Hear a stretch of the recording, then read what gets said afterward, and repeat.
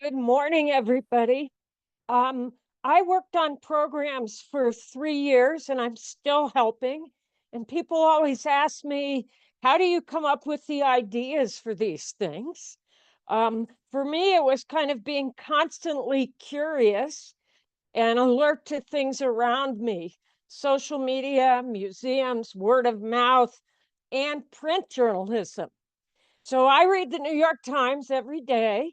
And in September 2023, I opened the Style magazine to a magnificent article written by our speaker, Julia Halperin.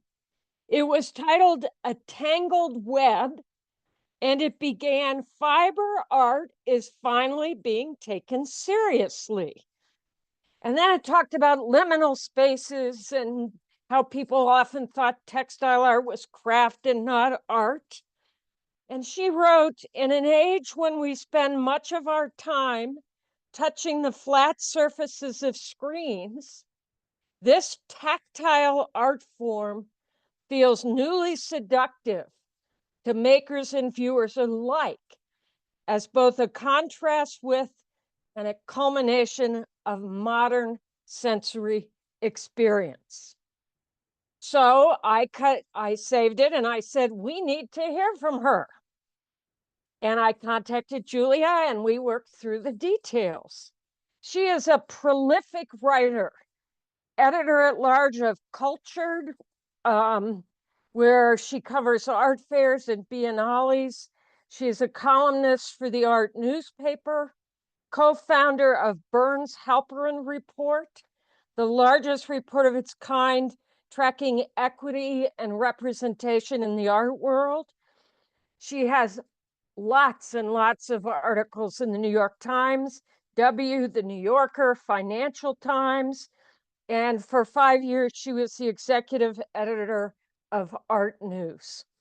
So last night, I Googled her list of writings, and it is inspiring. Not only is she recently covered what the current administration is doing to eviscerate arts funding, but she covers all sorts of art. But today, we're going to hear from her on fiber and textile arts. Thank you, Julia. Thank you so much for that wonderful introduction, Jane. And hi, everyone. It's a pleasure to be here with you. This story really got me kind of diving into the deep end of the fiber art world, and I've been really fascinated with it before and especially since. So I'm really excited to be able to chat a bit more about it with you today. I'm going to share my screen. All right, can everybody see? Okay, great. Wonderful. So I, as Jane mentioned, am a journalist and editor. I'm based in New York. And this conversation comes out of an article that I wrote for the New York Times in 2023 about fiber art. And so today we're going to talk about the fiber art movement specifically as a sort of artistic movement and its evolving relationship to the art world. And if you have questions, I'm realizing in the way that this Zoom is currently constructed, I actually can't see them, I think, if they pop up. So maybe Elizabeth, if you see them come through the chat, if you can pop in and share them. But also I'm going to try to take some time at the end for us to talk through questions. So maybe if you've got something that's really specific, then ask it during, and otherwise we can chat at the end.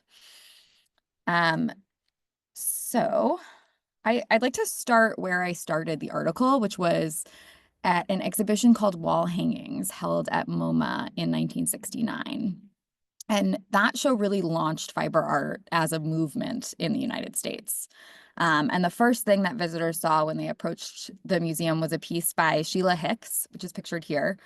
And it, to viewers at that time, it seemed very strange. It wasn't a painting and it wasn't a sculpture, and it looked kind of like people might see in the garment district nearby, and sort of an unfamiliar form to see in the museum.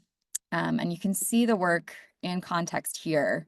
So it was installed in a rotating plinth in the window, kind of like a car in a car show. And, the show illustrated just how radical weaving was as an art form at the time. It was a moment when artists were taking weaving off of the loom and bringing it into three-dimensional space.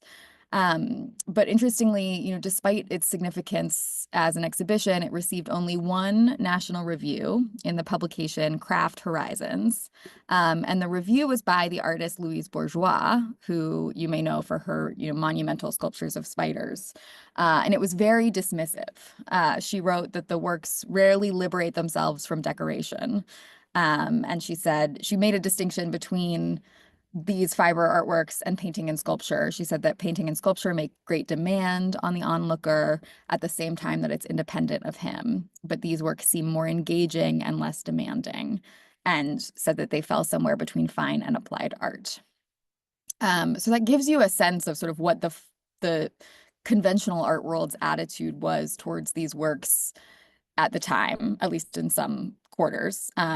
Here's another angle of the show. And this was really, an attempt among curators who had championed and followed these artists for a long time to assert fiber art's status in the fine art world on the terms set by that world. And the results were mixed. So what is the fiber art movement? It formed at a moment when there was a lot of questioning going on in the art world and in America and the world in general about what art could be and what the world could look like. It was against the backdrop of the women's liberation movement, civil rights, anti-war movements. And it was, a sort of 15-year flourishing of creativity between the 1960s and the late 1970s. So a sort of similar time period to a lot of other art movements that you may have heard of, like minimalism or abstract expressionism. And it involved artists taking weaving off the loom, not using fiber for decorative or utilitarian purposes, and using it as a form that should be viewed in the round. And it often involved manipulating thread or fiber by hand through knotting or twisting. And it was a really international movement. Fiber artists were active in the US and Europe, but also in Japan and South America and elsewhere. And as we'll see, it was sort of characterized by artists who were traveling internationally and really synthesizing different craft traditions from all over the world. And, it's interesting because other movements that arose around that time, like minimalism, were also questioning what art can be and using materials that weren't traditionally associated with fine art. So, in minimalism, that, they were using materials like plywood or dirt. In something like process art, there were artists like Richard Serra who wanted to highlight the process of art making as the art itself. So just by leaning something against the wall, it sort of created a different understanding of what a sculpture is. And while those movements, minimalism and process art kind of claimed their place in art history, fiber art did not. And it's been a slower burn to sort of recover this history in the sort of contemporary art world. And now it's sort of come roaring back with a vengeance. So that's what we're gonna go through today. And I'm gonna highlight the work of 5 important fiber artists from this period, and then talk a bit about the rise and fall of the movement and its legacy. So the first artist that I wanted to talk about is Magdalena Abakanowicz. She was born in 1930 in Poland to an aristocratic family. It's unclear whether it's true what she liked to say, which is that she's a descendant of Genghis Khan. But that's where apparently the Abakanowicz comes in her name. So, she grew up in the countryside. She was a teenager during World War II. She witnessed her mother being shot in the arm by German soldiers. And, these experiences really informed the natural fibers and the haunting nature of her work. So she used horsehair and sisal, rope, wool, and flax to create these forms known as abakans, which is also a play on her name. And they evoke these sort of primordial eggs and pods and wombs, and they hang and droop in space. If you've ever been around one, you'll notice that they have a really characteristic kind of earthy smell, which is also really transporting. Um, and one of my favorite facts about her is that the Polish authorities censored her first exhibition in 1960 before it even opened, because they found it too formalistic and not engaged enough with socialism. And she won the grand prize of the Sao Paulo Biennial in 1965 for the Abakans, which was her first major body of work. And that sort of starts a theme that you'll see throughout this presentation of the fact that, these artists were, in some cases, quite celebrated in their time, even as there were these different, kind of conversations about whether they were fine art or not. They were very much part of the conversation. And that's something that I think has been, for a while, written out of history, and is now sort of coming back into the narrative. But I think that we assume that because something wasn't in the books for a while, it means that it wasn't major at the time, and that was really not the case. And nevertheless, she hadn't had a major exhibition of her work internationally in a long time until Tate Modern presented a show of her work in 2022. So that's where this photo is from. And when I interviewed the curator for the story, and she said, when she first arrived at Tate, the director asked her what she might be interested in, what area she might be interested in looking at, and she said fiber art. And he was sort of dismissive and said, that's the V&A, that's the craft, and design museum down the road. And then it was only later, when a new director came, that they gave her the sort of green light to pursue this. So this is another shot from the Tate exhibition. And I really loved that there's a critic who described Abakanowicz's work as carpet creatures, which I think you can really see here, just sort of how spirited and embodied they look and feel. So next I want to talk about Lenore Tawney. She grew up in Ohio. She's American, grew up in Ohio, then moved to Chicago, started out studying sculpture, and then destroyed a lot of that work in the 50s. She just decided she hated it and smashed her work and threw it in the cellar. And then later took a tapestry workshop at the Penland School in North Carolina. And that was her first real introduction to fiber art. And then she moved to Quintus Slip in New York in 1957, which is this sort of tiny street at the tip of Manhattan where a lot of important artists were working at the time, including Agnes Martin and Ellsworth Kelly. And she was nearly 40 years old when she committed herself to making art, and her career only really blossomed in her 50s and 60s. And she also, she studied meditation and considered her work to be a form of meditation. So it includes influences in Taoist thought and indigenous American textile traditions and Bauhaus philosophy. And by the mid-50s, she had embraced what she called open warp weaving, which leaves, a portion of vertical threads unsupported. And so it allows her to make these freer, more evocative, ephemeral weavings. And in the 60s, she incorporated an open reed into her weaving process. So that allowed her to adjust her warp threads at various points in the process, so that she could sort of shift or adapt the geometric forms at any moment. And another key moment came for her in 1961.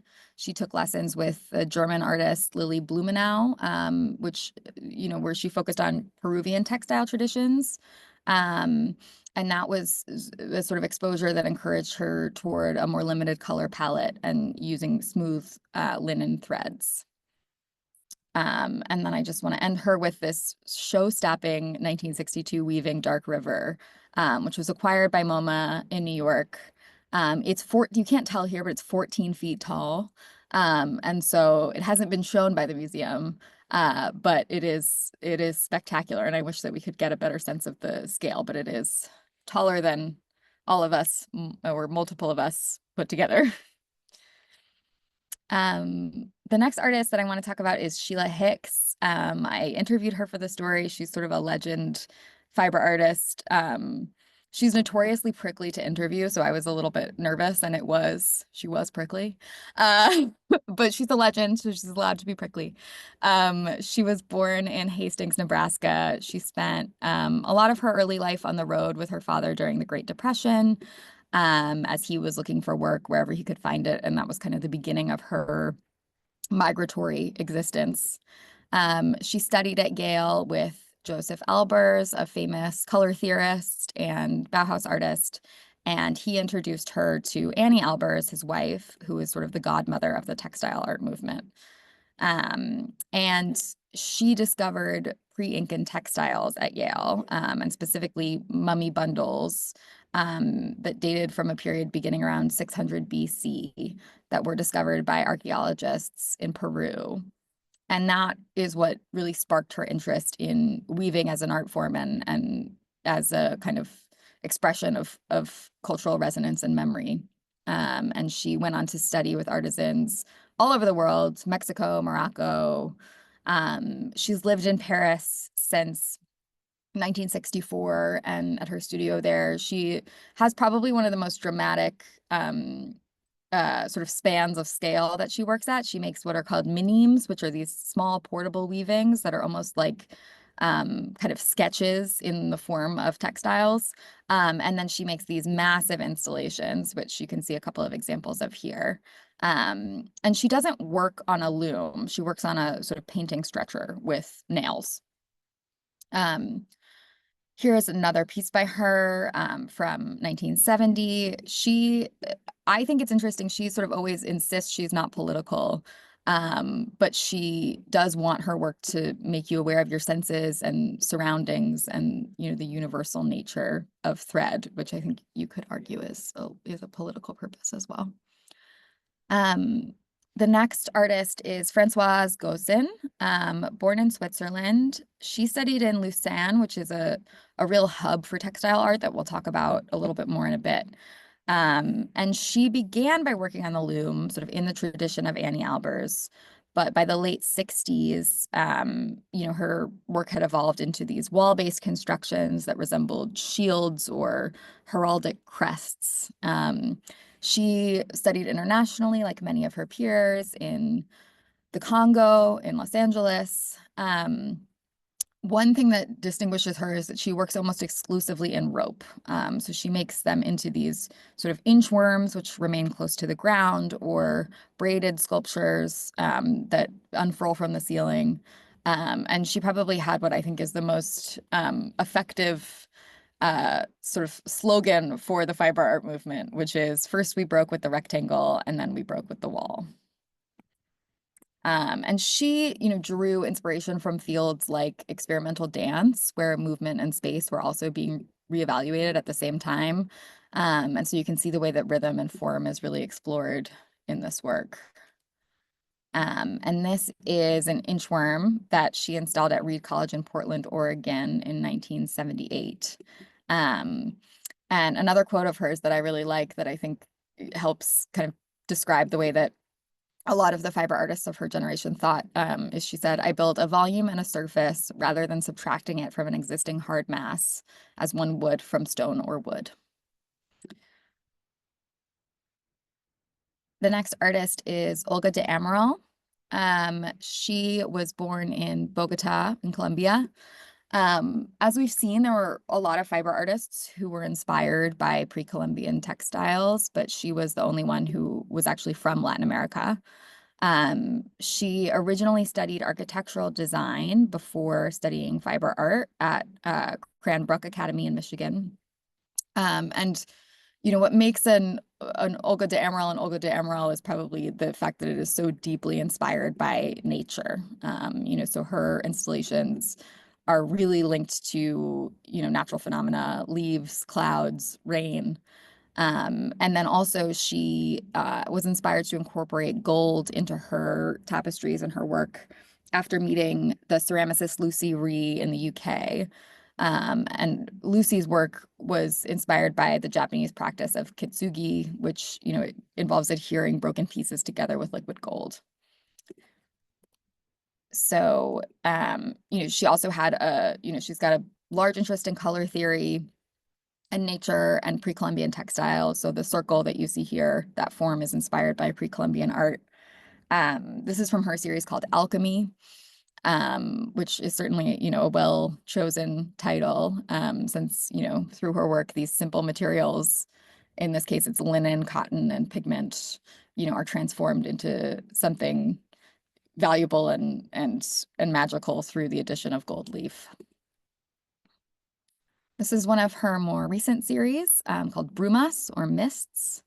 And, I think you can see how she manages to create this sort of otherworldly, transporting form by creating these cascading threads. And she also does a similar amazing work on the floor that's inspired by leaves.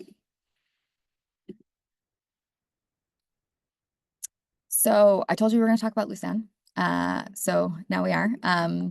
And the interesting thing, this was sort of a key place where fiber artists from around the world, met and it encouraged innovation in this moment. Fiber artists, they ruffled feathers a little bit in the fine art world where people didn't quite know what to make of them, but they also did ruffle feathers in the traditional weaving world as well.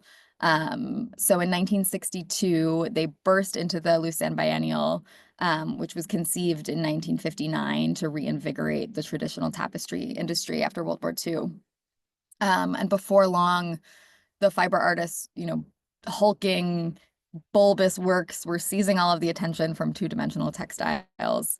And it represented the first time that many American and British artists encountered the work of weavers from Eastern Europe, who had returned to folk textile traditions and embraced these rough materials after much of their infrastructure was destroyed during World War II.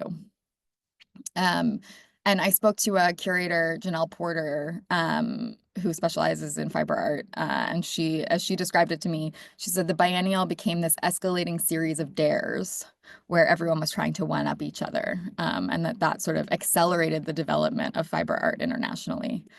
And the tapestry biennial had to, keep modifying its guidelines to keep up with what the artists were doing. And I did want to note also that it did not include artists based in the Middle East and Africa until 1992. So we see one part of the world and the way textile artists are meeting, but it's not sort of fully expansive until later on. So now I want to talk a little bit about the relationship of fiber and the art world a little bit more deeply. This is a photo of weavers of the Bauhaus. And, we know that textiles are an ancient medium, but the distinction between fiber and fine art, dates back to the Renaissance, when, painting and sculpture became associated with these sort of liberal high arts, like I'm doing air quotes if you can't see me, of music and poetry rather than the supposedly, air quote, lower arts of weaving and blacksmithing.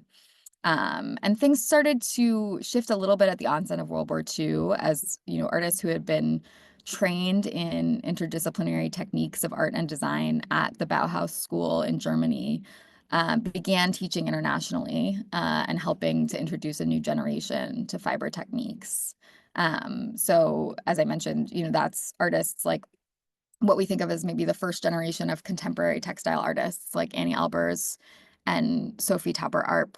And even some of those artists were initially skeptical of it. Annie Albers, who's probably the most celebrated textile artist, said initially that the prospect of working with thread seemed, quote, rather sissy. And she only began working with textiles when she wasn't allowed to take painting or stained glass courses because she was a woman. And ultimately, she really, changed her tune and became, a massive advocate and teacher of textile and fiber art. But so this there's this shift in the 1960s and 70s during the fiber art movement, which is what we've been focused on. And, as I mentioned, there's a perception that this movement was always marginalized, but it was really only marginalized by art history. In the moment, there were really key shows at the Art Institute of Chicago in 1970, at the UCLA Art Gallery in 1971, at the Museum of Contemporary Crafts in 1973. And I think, as I was doing more research and having conversations, I was trying to talk to people and figure out like what happened. This is a pattern that we see in a lot of artwork that, where the movement is led by women, or artists of color. But I was curious, in this particular case, what were the dynamics that led to this kind of marginalization? And one of the interesting ideas that came out of those conversations were that, much of art history is still taught like a family tree, sort of like, here is Cézanne, who begat Picasso, who begat William de Kooning. And the story of fiber art is a lot more of a web. While someone like Picasso was reluctant to credit the African sculptors who helped inspire Cubism, artists like Sheila Hicks and Lenore Tawney, proactively highlight the influence that artisans in Mexico and Peru had on their work. And so it isn't so linear. Textile traditions are numerous and ancient and very much alive in indigenous communities, and that makes a linear history impossible. And that makes it a lot harder for conventional art history, which I think has a little bit less of an expansive imagination to absorb. So just like any movement, there is a heyday and then there is a moment where things shift. And so, fiber art started to fizzle in the mid 1970s, as the counterculture embraced, DIY crafts like crocheted clothing or macrame. Fiber art became ubiquitous and it started to look a little bit less avant-garde. So this is an image of a macrame how-to book that somebody found at a garage sale. But you can see the aesthetic similarities in a way. And so some of the artists who had really paved the way here moved on to new forms. They sort of felt like they weren't able to push through the way that they had. So Abakanowicz made these sort of three-dimensional headless bodies. And Lenore Tawney made these, kind of Joseph Cornell-like mixed media sculptures. And then other artists like Sheila Hicks have remained committed to the medium for their whole careers. And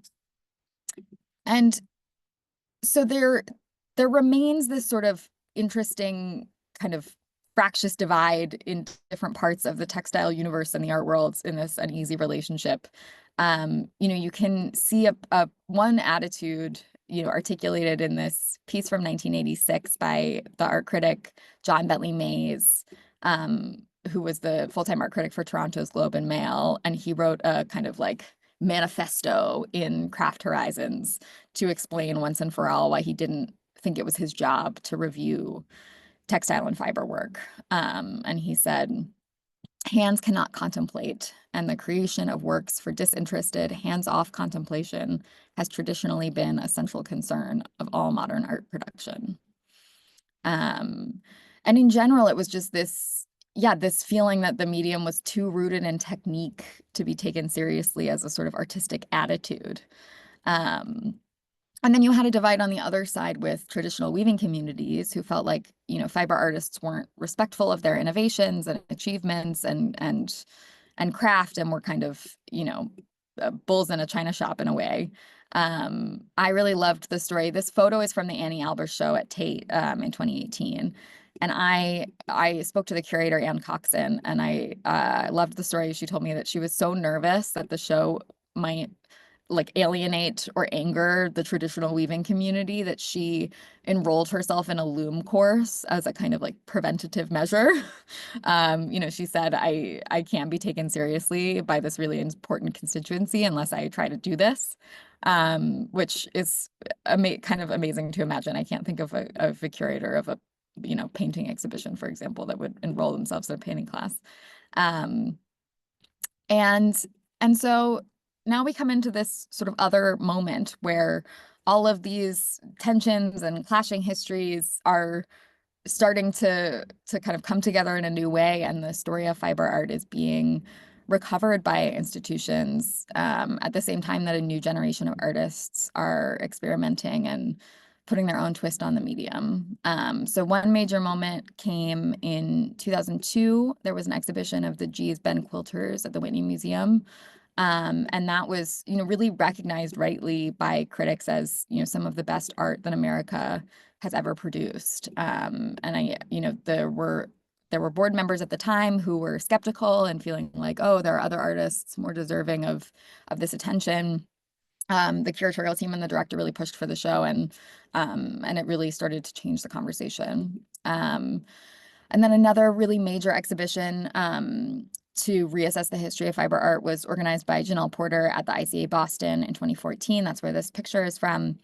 And, this comes at a moment when we're seeing a sort of shifting conception of artistic genius. I think we're understanding as a culture a little bit more how blinkered our understanding was, that there's less of a hierarchy now between art and craft and intuition and skill. And I think people are starting to understand that we get a poorer art history if those things are considered,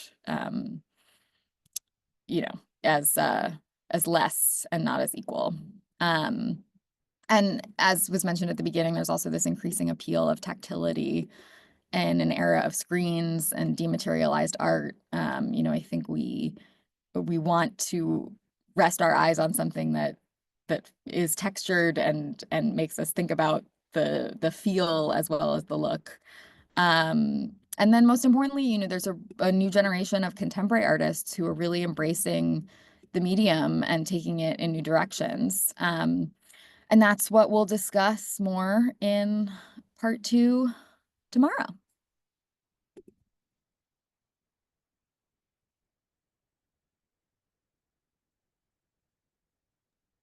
Thank you so much. That was really interesting. I don't have any questions in the chat.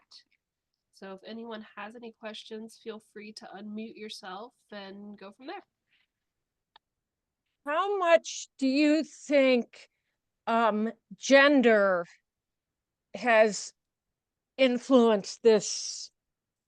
Textile work is not art, since it's mostly been women who create textile art. Yeah, I think it's a huge factor. I think it is no coincidence that something like minimalism has, kind of really been recorded in the history books, was happening around the same time, was in some ways dealing with similar questions. And that was primarily done by men.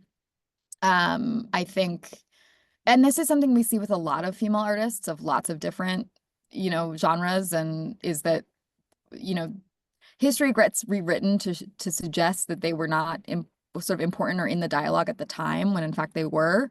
And the kind of bias comes in the way that they're not recorded by history.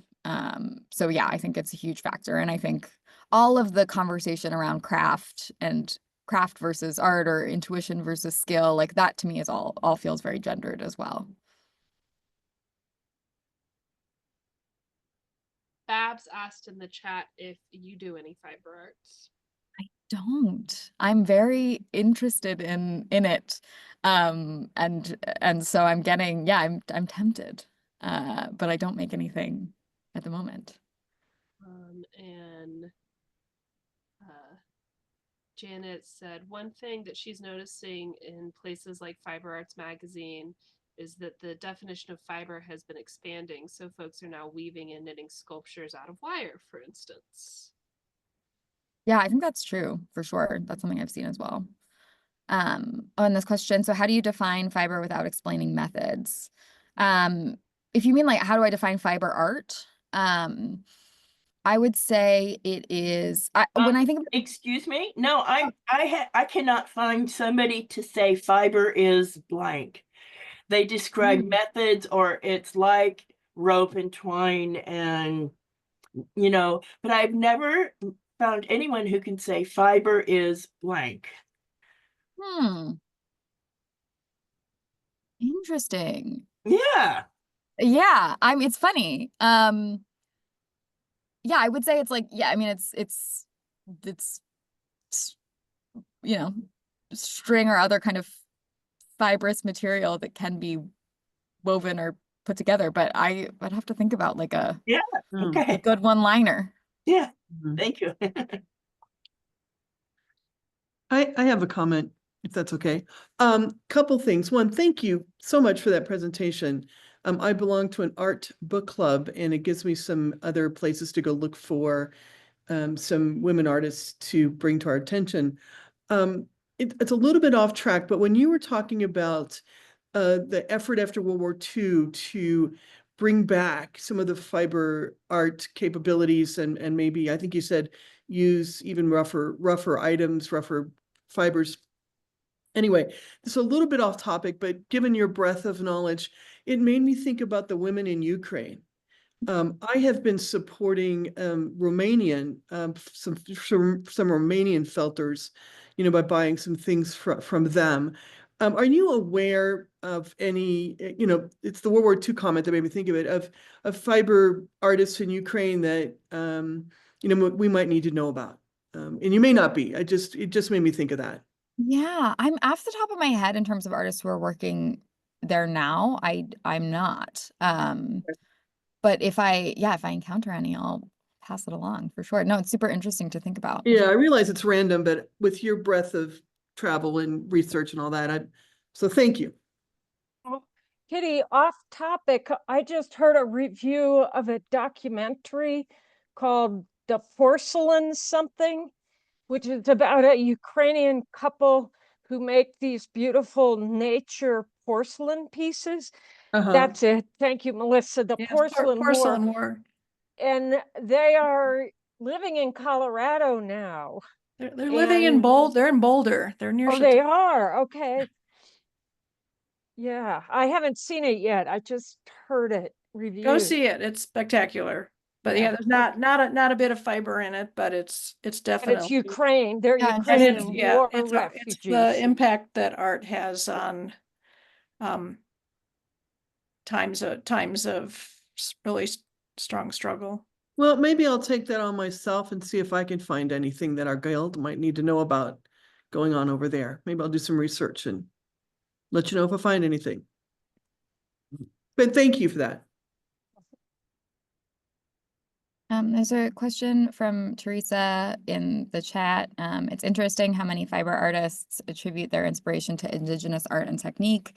Do you find any pushback from Indigenous groups regarding cultural appropriation toward this art or the artists? It's a great question. And I was really interested in that while I was reporting, and was kind of surprised that I didn't find more. But I will say that that question sets us up really well for tomorrow's conversation, because I think probably the biggest shift between the artists of the fiber art movement in the 60s and 70s and the artists who are working today is that the artists who are working today are really focused on their own cultural histories and their own cultural histories with respect to fiber and thread and weaving. And so you don't see this kind of sort of cross-cultural emphasis and the emphasis on travel and mixing different heritages in the contemporary artists that are working today. It's very much more about unpacking their own personal cultural histories.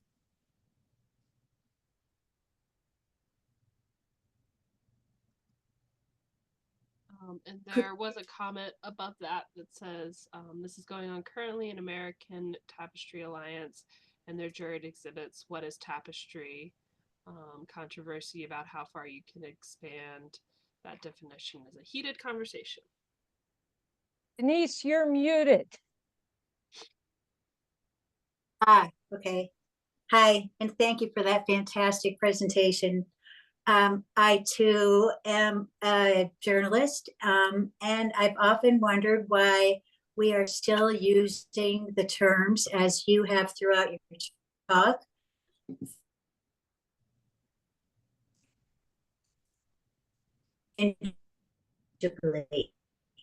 Oh, I'm so sorry. I think you froze, at least for me. is the definitive uh, Denise, you're frozen and breaking is this up. better? Yes. I know. Okay, I'm moving to see if this is better. I can hear you now. Okay, great. I lost you just at the beginning when you were talking about what the phrase, why we use the phrase, and then I lost you. Yeah. Basically, the question is, we all seem to use the terms as you have, textile and fiber, interchangeably. And why can't one of those terms be the definitive term? What I've noticed, at least, is in America, we seem to use the term fiber art, and the rest of the world seems to use the term textile art. And what's your feeling on those two terms? And Yeah. will they ever become one? It's an interesting question. So what I observed is that the true kind of geeks in the fiber art movement, by which I mean, you know, the work that was being made by the artists we talked about and other people in the 60s and 70s, like they associate the term fiber with that movement. So, you know, when we think of fiber art, the idea is that means, you know, those artists or people who followed them. When I think of fiber art, I think of that movement, but also generally the idea of art that is made with, you know, a linear material, a fibrous material that maybe three dimensions, that kind of like comes off the wall, maybe meant to be viewed in the round. And when I think of textile, I think of that as the sort of umbrella term that could mean two-dimensional, and, you know, could mean fiber. So I think of textile as the umbrella term, and I think of fiber as a slightly more specific term that's used to describe this kind of three-dimensional art made from that material. That would be my particular view. But I think also, like, contemporary art's literacy on this is still somewhat limited. And so I think that in the contemporary art world, there's less of a kind of clear distinction that's made. It sort of is, as you said, like a big bucket. Thank you.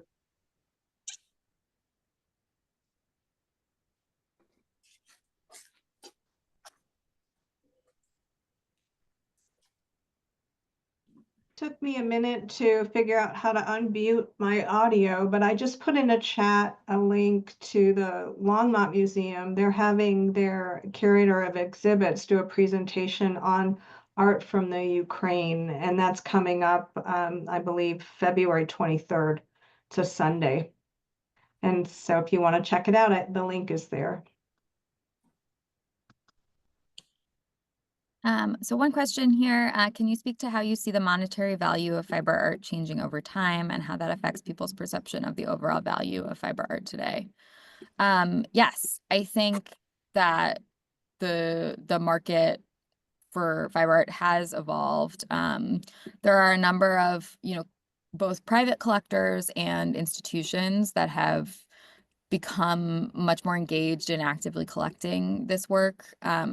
One that I might mention is a collector named Kamal Shah, who has built a collection focused on women artists, and more recently has really focused on accruing this incredible collection of fiber art. Her collection is traveling to different institutions around the US at the moment. And I think that has done a lot for kind of visibility and placing in people's minds the value of fiber art kind of on par with a painting. They're still, you know, less friendly to the market, you know, and I think that's kind of by design in the way that the movement developed. It was meant to be, you know, not so easily commodified. But because these works are often really large, because they're three-dimensional, it's a little bit of a harder sell. But I do think you're seeing more, you know, sort of traditional contemporary art galleries engaging with this material, and sort of presenting it as available in the market in a way that it certainly wasn't, 10 years ago, maybe even 5 years ago.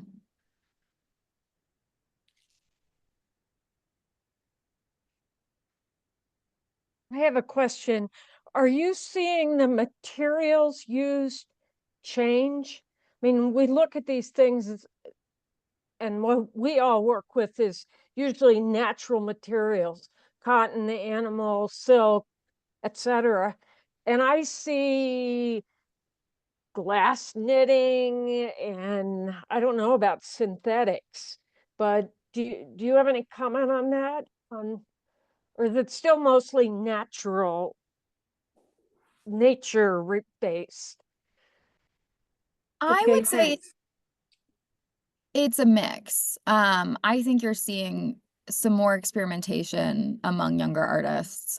Certainly, yeah, things like glass, some, unconventional fibrous materials like, the stuff from your like grandmother's couch. There's some more, yeah, I think there's a bit more of an expansive interest in fiber and what can be used. And often I think now it's really, we'll see this in the artists that we look at tomorrow, but it's often materials that have, a particular personal connection for the artist. So like there's one artist who uses like her own hair, or, an artist who uses material from prayer mats. And so I think that the sort of origin of the material is as interesting to the artists working today as the sort of actual tactile quality of it. Does that answer your question? Mm-hmm. Last week somewhere, Facebook or something, there was a post from an archaeologist about a 10,000-year-old basket that was found in a cave, a Judean cave, almost perfect. It had a lid. They had carbon dated it, but they hadn't yet said what the material was or what it was used for storage. But it's really, really cool just to think about, how the utilitarian nature of textile work probably was its origins Yeah. millions of years ago. Anyway, see if I can find that post. Do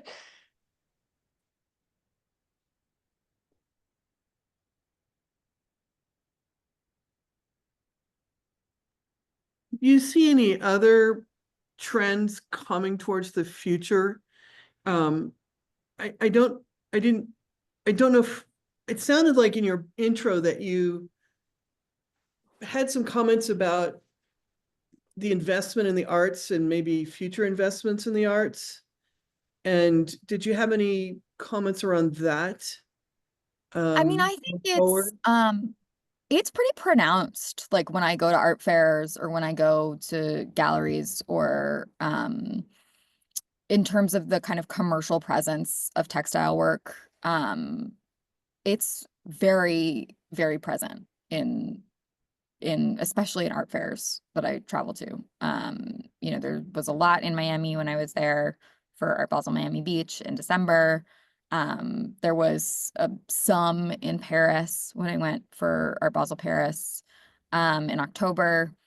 I am really curious to see. I'm always skeptical when I see like a ton of something arrive in a very quick fashion, that it's more of a kind of cynical trend that might get dropped rather than a long-term investment on the part of dealers. But it's definitely a trend. I think the question is, will it sustain itself? And will you see kind of a more long-term engagement? But it's, I would, if I had to guess, I don't know, if there are 1,000 works at a fair, I would say at least, around 100 of them have like a fiber textile component. Which is definitely really different from, when I started going to fairs regularly, like 10 or 15 years ago. As a follow-up real quick, as somebody who can travel, is there something I would be a general public member, is there something upcoming over the next year that I might want to put my sights on or be aware of? I would say this spring, Woven Histories is opening at MoMA. And that's going to be a really major survey of, the history of textile art and sort of a look at the present. It's traveling from Canada, and it was also it was previously organized by the National Gallery of Art in Washington, D.C. And it's probably the sort of most high profile textile exhibition of the last few years. Thank you. I have a question. As somebody who thinks about culture, where do you see this kind of work fitting into a larger picture? I mean, is there a connection to other non-art parts of the world? Good question.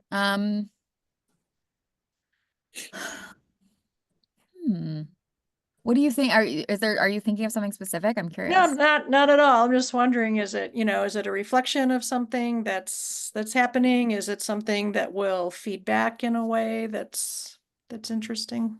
I mean, I certainly think that it's part of a broader, shift in culture of people looking back at history and thinking about like, what did we miss or what did we misunderstand? Especially with respect to contributions of women. And I am very interested personally in the sort of the genius myth, the artistic genius myth, which, we see in film and music as well as visual art. And to me, and just how kind of like false that is and how it perpetuates all these sort of problems that we have in terms of art and the way that we think about artists. And so to me, this is a really, it sort of expresses a broader skepticism with that myth. And both in sort of the fact that there is this tactile component, the fact that it's mostly women, the fact that it's often a collective form. So that, I mean, I guess if I'm being optimistic, like I would like it to represent a broader skepticism of that myth and maybe moving away from it. Great, thank you. A question here, can you speak to the inclusion of new media and textile fiber art, projections, interactive pieces? So it's interesting. I haven't seen a ton. That's not to say it's not there. And if anyone knows of any, I would be delighted to hear. But in terms of the people who I'm aware of who are really kind of driving the conversation, it feels like a sort of deliberately not new media form. Certainly like some of well, that's actually not true. Okay, there is one person I can think of, whose name is Kalisha Wood. Maybe I'll add her to the talk tomorrow. She's really, really interesting. Her work, she's like in her 20s. Her work has already been acquired by the Metropolitan Museum of Art. And she looks at the kind of like digital culture, like millennial Gen Z online culture, and kind of mashes it up digitally and then presents it in these tapestries that are kind of made, I think, through coding. And certainly there is this long, lots of people will tell you that like weaving was sort of was like an original form of coding. And so there are definitely people who reflect on that history of the kind of the connection between the analog and the digital and textile. But in terms of specific names, Kalisha is the one that really comes to mind. And in terms of like other kinds of like projections, I feel like I haven't seen, but if anyone else has, I would love to know.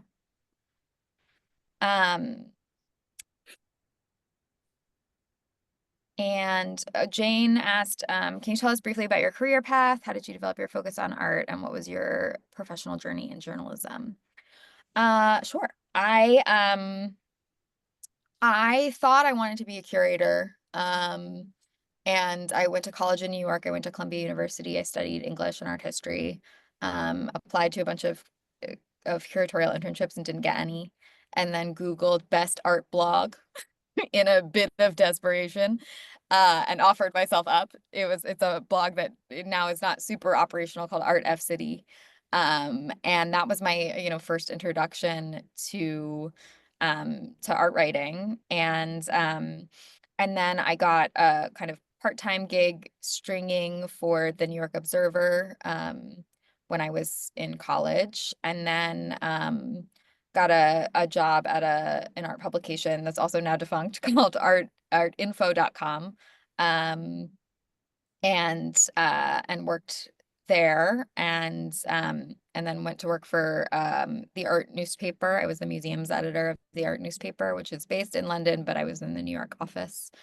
And so yeah, I've always worked in art journalism, which is not something that I knew was a thing when I went to school.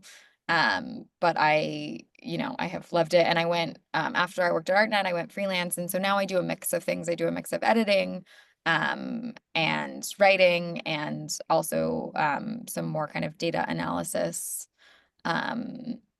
work. And so yeah, that's how I got here. Thanks.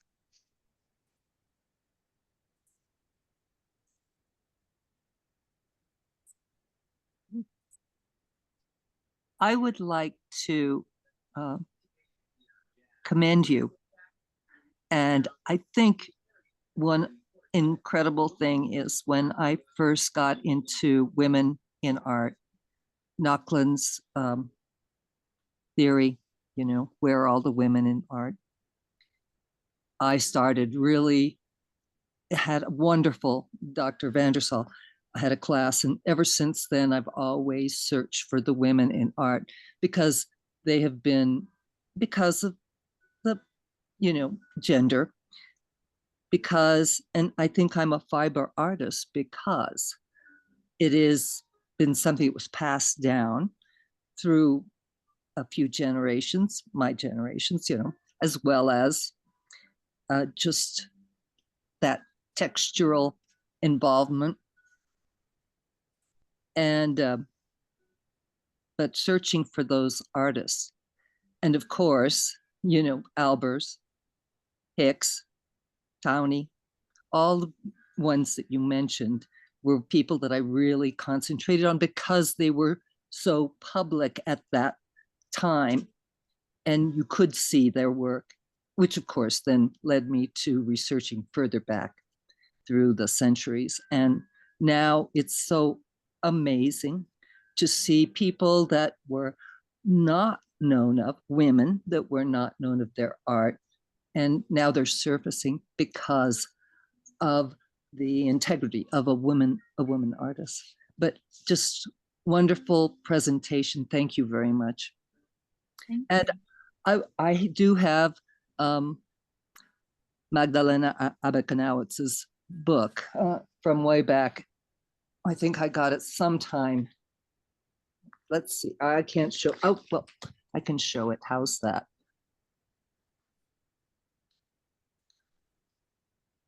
Oh, yeah. And it is absolutely beautiful. She's amazing.